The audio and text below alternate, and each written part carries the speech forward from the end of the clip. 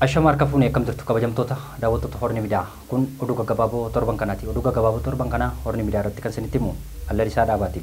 Gaafatamaan quunnamtii hawaasaa Koongireesii Federaalistii Oromoo Obbo Sultaan Qaasiim Itoophiyaan hojii dursii kennamuu fi qabu magaala miidhagsuu fi turizimii osoo hin taane industrializeeshinii ta'uu qaba jedhani. Mootummaan bilchiginaa magaalota miidhagsuu fi misooma paarkiiwwan dinagdee biyya keenyaatiif barbaachisu guddaa akka qabuu fi maallaqni mootummaas dhangalaasuu jiru misooma biyyattii murteessaa ta'uu isaa himu Obbo Sultaan Qaasiim. Damee tajaajila kan turizimii fi industrializeeshinii bu'uura gahee mataa isaa qabaatullee lammiileen miiliyoonaan lakkaa'aman hojii dhabdummaa baasuu fi carraa hojii uummata bal'aaf uumuuf industiriiwwan bu'uura keessattis dameewwan oomisha salphaa fi qophii oomishaa qonnaa fi dursi kennamuu qaba jechuunis dubbatani.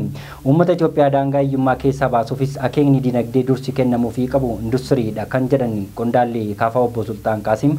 Industiriin bu'uuraalee keessattuu oomisha salphaa fi qophiin oomishaalee qonnaa carraa hojii uumuu bal'aa fi uumuuf dursi qabaachuu qabu jedhani. Sababoota dursi industrializeeshinii bu'uuraatiif kennamuu qabu kan tarreessan qondaalli paartii mormituu kun jalqaba irrattis humna nama dandeettii ogummaa gadi aanaa qabu simachuuf jechuunis dubbatani. Itoophiyaan humna nama bal'aa dargaggootaa fi irra caalaan isaan dandeettii gadi aanaa yookaanis giddu galeessa kan qaban yoo ta'ani karaa irra guddeessi qonnaa irrattis hojii biraati jechuunis qindeessanii dubbatani. Dameewwan oomisha salphaa huccuu uffata gogaa kophee meeshaalee salphaa ijaaruun fi qophii oomisha qonnaa nyaata qopheessuu maxxansuu humna nama guddaa kan barbaada waan ta'eefis leenjiin baay'ee osoo hin taanes leenjiin gaggabaaboonis kennamuu fi qaba jechuunis dubbatani. Kunis hojii dhabdummaa fi hanqina carraa hojii uumuutis bal'aa akka ta'es himaniitii jiru. Lammaffaa irrattis cimnoota jiranitti gatii dabaluun kan jedhan Obbo Sultaan Qaasiim Itoophiyaan bu'uura qonnaa cimaa kanneen buna saalixa loon gabbifamuu fi daraaraa qabdi jedhani. Oomishaalee qonnaa qopheessuun meeshaalee dheedhii kanneen irrattis gatii guddaa dabaluudhaanis galiin sharafa alaa guddaadha si jedhani. Akkasumas oomishaalee dheedhii alattis ergamu qulqullinaa fi haqa qabeessa ta'uu qaba jechuunis dubbatanii qondaalli kaafaa kuni.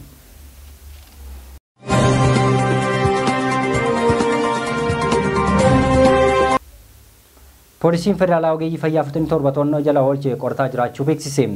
Poolisiin federaalaa ibsa baasenis caamsaa 23 bara 2025 baaseen ogeeyyii fayyaa to'atameen kunneenis gaafii mirga dahoo godhachuudhaanis humnoota jeequmsa uumuufis hojjetan waliinis ta'uun hokkora hojii dhabdummaa raawwatuun damee fayyaa irrattis jeequmsa uumuu fi lubbuu wal'aanamtoota baraaruu baasuunis kan shakkamanidha jedhe.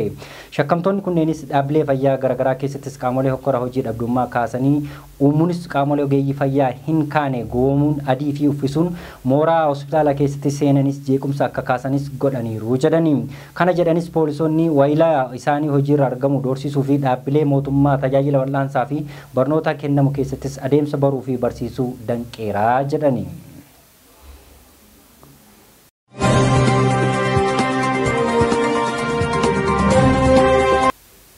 Godina Wallagga Bahaa fi Horroo Guduruu Wallaggaa aanota garaagaraa keessa tajaajilli ifaa fi neetworkii bilbilaa addaan cituu maddeen himani. Godina Horroo Guduruu Wallaggaa aanaa jaardagaa jaartee fi amuruu neetworkiin bilbilaa fi ifaa hin jiru jedhani. Haaluma wal fakkaatuun godina Wallagga Bahaa aanaa kiiramuu dabalatee aanota wallaattis rakkoo wal fakkaatu jiraachuu maddeen himani. Godinaalee kanneenittis haleellaa hidhattoota faannoo raawwatee maddeen mana uummataa gubuu namoonni nagaan ajjeefamuu fi buqqifamuu itti fufee jiraachuu kan himan maddeeni saamichi qabeenyaa ammoo uummata harka qullaatti hambiseeraa jedhani. Mootummaan naannoo Oromiyaa nageenya uummata isaa tiksuun dirqama qabaatus rakkoo godinaalee Wallagga keessattis uummata irratti gahaa jiru callisee ilaaluus filateera jedhani.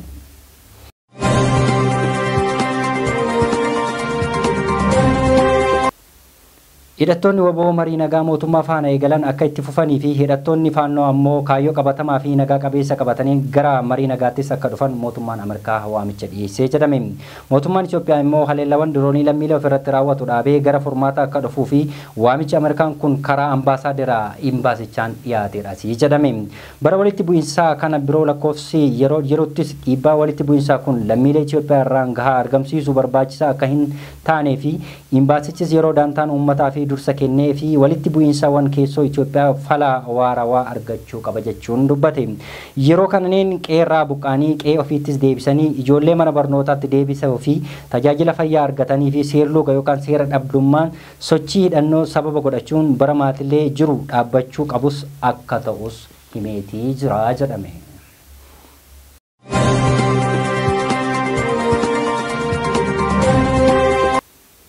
Lammiileen Itoophiyaa 47 Suudi Arabiyaa magaalaa Najirama mana hidhaa Siinaal Aymii jedhamu keessatti hidhamanii duuti itti murtaa'e murteen nama lamaan irratti raawwatamaa jiraachuu himanii.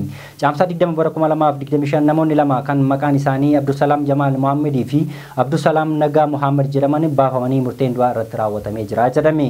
Roobii caamsaa 21 bara 2025 waaree booda namoota lama kan maqaan isaanii Badhaasoo Muhammad Juudii dhalataa Harargee Lixaa naannoo Daaroo Labuu magaalaa Milqee Kitayee fi Abdulkariim Muhammad Siraaj dhalataa Harargee Bahaa aanaa Malkaa Balloo irratti raawwatamee duuti irratti raawwatamee jiraachuus himataniiti jiru. Akka hidhamtoonni kun jedhanittis baay'inaan hidhamtoonni kan 47 yoo ta'an isaan keessaa namoonni 6 godina Jimmaa, 9 godina Harargee Bahaa, 7 godina Harargee Lixaa, 7 godina Arsii Lixaa, 6 godina Arsii, 5 godina Baalee akka ta'an himaniiti jiru.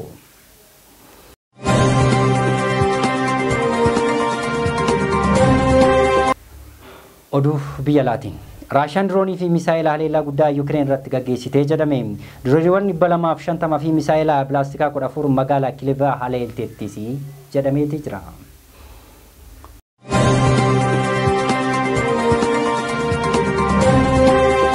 Abbaan murtii ajaja Tiraamp Haarvaard barattoota biyya alaa akka hin simanne dabarse dhorkee jira jedhame.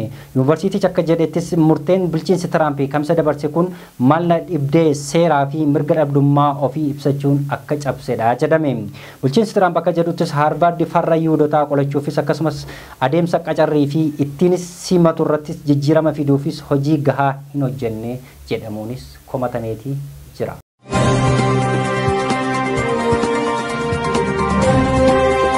Egaa kabajamtoota daawwattoota Horni Miidiyaa oduu gaggabaaboo torban kana Horni Miidiyaa irratti kan qabanne kan hangammaatti daawwataa turtan ture. Oduu gaggabaaboo torban kana isinitti makan ture Allalisaa Dhaabaati. Oduu gaggabaaboo torbanii hanga walitti deemnutti immoo qophiilee Horni Miidiyaa waliin turtii gaarii qabaadha.